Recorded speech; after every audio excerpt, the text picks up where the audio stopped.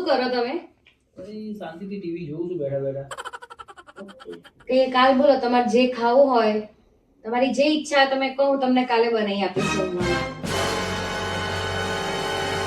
એવી કોઈ ડિમાન્ડ નથી અત્યારે તો. ચા પીવી છે? મેચ જોવો છો તો? ના, અત્યારે શેડ્યુલ નથી ચાલુ મારું. એવું છે. તમે કહો ને, કંઈક તો કહો, નાસ્તો વાસ્તો કંઈ ખાવું હોય તો. પણ તમારે શું કામ એમ કહો ને, પર્પસ શું છે તમારા?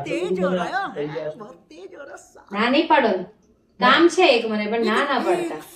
ના તો સ્ત્રી જાતના અમે લગ્ન થયા હોય એટલે અમે કોઈ દિવસ ના તો પાડી ના શકીએ પુરુષ તરીકે.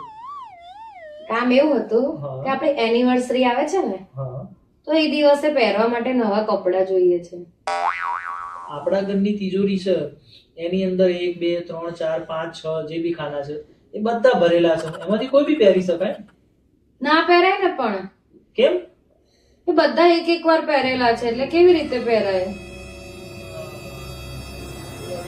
એક કામ કરો, આપણે જે તિજોરીમાં કપડા પડ્યા છે ને, એ બધાને સવારે સાંજે બપોરે જ્યારે બી તમને ટાઈમ મળે ને, એક પોટકો જેવું બનાવી દો એને.